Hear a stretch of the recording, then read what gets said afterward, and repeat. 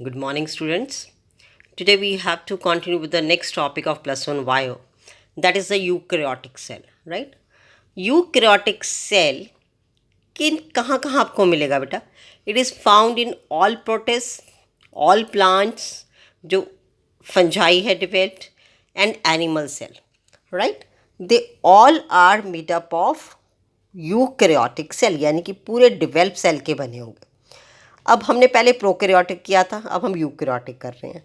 इन दोनों में फ़र्क क्या होता है बेटे? उसमें हमने देखा था कि जो प्रोकैरियोटिक सेल होता है उसमें मेम्ब्रेन बाउंड न्यूक्लियस और सेल ऑर्गेनेलिस, या आप ये कह सकते हो कि प्रॉपरली डिफाइंड न्यूक्लियस और सेल ऑर्गेनेलिस जो थे जिन पे मेम्ब्रेन नहीं था. क्लियर? मेम्ब्रेन बाउंड न्यूक्लियस और सेल ऑर्गेनेलिस एब्सेंट होते हैं, लेकिन इनमें क्या रहेंगे? वो प्रेजेंट रहेंगे बेटा. यहाँ पे मैंने एक यूकैरियोटिक सेल को ड्रॉ किया बेटा, राइट. अब मैं थोड़ा सा इसके बारे में बताऊंगी. नाउ ये है बेटा एक यूकैरियोटिक सेल, राइट.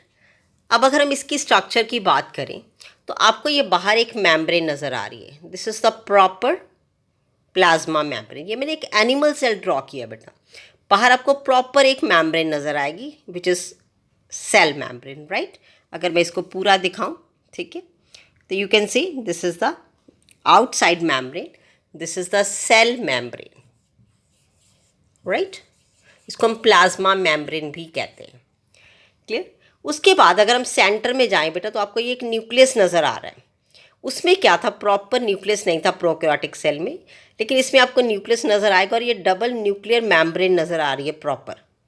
यही इसका मेन डिफरेंस रहता है बेटे प्रोकैरियोटिक और यूकैरियोटिक में. ठीक है, तो this is the nuclear membrane. ये जो बाहर आपको दिखाई है डबल मैंने, this is the nuclear membrane, right.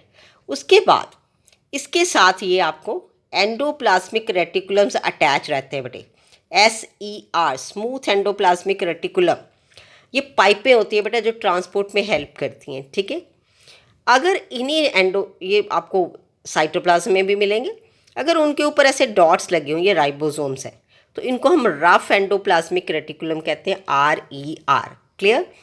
इसके अलावा आपको सेल में टॉप पे नियर द न्यूक्लियस ऐसे दो डॉट्स मिलेंगे, ऐसे एक स्ट्रक्चर जिसको हम बोलते हैं सेंट्रियोल. ये सेल डिवीजन में हेल्प करते हैं बेटा. उसके बाद इसके ऊपर साथ में आपको एक ऐसी स्ट्रक्चर मिलती है ऑर्गेनेली, इसको हम बोलते हैं गोल्जी अपरेटस, राइट. इसका काम पैकेजिंग, कन्वर्शंस, ये सारा रहता है. हम एक एक करके बाद में डिटेल में पढ़ेंगे ऑर्गेनेलिस को. इसके अलावा आपको लाइसोसोम्स मिलेंगे जिसको हम सुइसाइड बैग्स भी कहते हैं बेटा. ठीक है, ये सेल को जब सेल डैमेज हो जाता है उसको खा के खुद ही ब्रस्ट करके सारा इसको डिज़ोल्व कर देते हैं, इसलिए इसको सुइसाइडल बैग्स भी कहते हैं. फिर आपको मिलेंगे पावर हाउसेस, माइटोकॉन्ड्रिया, जो एनर्जी देंगे सेल को, राइट. तो ये मैंने सिंगल सिंगल बनाए, आप इसमें 2, 3, 4 ऐसे बना सकते हो, लेकिन मैंने एक एक ऑर्गेनेली बना के आपको एक्सप्लेन करने की कोशिश की है, the eukaryotic cell. Clear? Now ये है आपका एक कंप्लीट यूकैरियोटिक सेल बेटा, राइट. अब अगर ये प्लांट सेल होगा तो प्लांट सेल में इसके बाहर एक एक्स्ट्रा दीवार होगी जिसको हम सेल वॉल कहेंगे. अगर आपने इसको प्लांट सेल बनाना है तो ये सेल के बाहर यहाँ पे आप एक और दीवार बना दीजिए जिसको हम सेल वॉल कहेंगे. और भी कुछ डिफरेंसेस रहते हैं ऑर्गेनेलिस में, वो हम एक एक करके बाद में स्टडी करेंगे. तो मतलब इस तरह से ये कंप्लीट यूकैरियोटिक सेल जिसमें प्रॉपर सेल ऑर्गेनेलिस होते हैं, मेम्ब्रेन बाउंड, प्रॉपर न्यूक्लियस होता है, इसको हम यूकैरियोटिक सेल कहते हैं बेटे. अब इसका नंबर, साइज, शेप, ये सारा अलग अलग रहेगा, अलग अलग एनिमल्स में और अलग अलग टिश्यूज़ में. ठीक है, उसके बाद अगर हम बात करें इसकी सेल वॉल की, एक एक ऑर्गेनेली करके हम स्टडी करेंगे. तो आज अगर हम सेल वॉल की बात करें, ठीक है, तो सेल वॉल जो होती है उसका काम रहता है सेल को प्रॉपर शेप देना और उसको प्रोटेक्ट करना, राइट. उसके बाद आती है बेटा सेल मेम्ब्रेन. क्लियर? अगर मैं सेल मेम्ब्रेन की बात करूं तो 1950s में इसका स्ट्रक्चर स्टडी किया गया जब इलेक्ट्रॉन माइक्रोस्कोप डिस्कवर हुआ. ठीक है, अब अगर हम इसकी बात करें तो ये बेसिकली 2 केमिकल्स की बनी होती है, कंपाउंड्स की, लिपिड्स और प्रोटीन्स. ठीक है, अगर आप ये देखें कि ये लिपिड्स और प्रोटीन्स कैसे लगे होते हैं सेल वॉल में.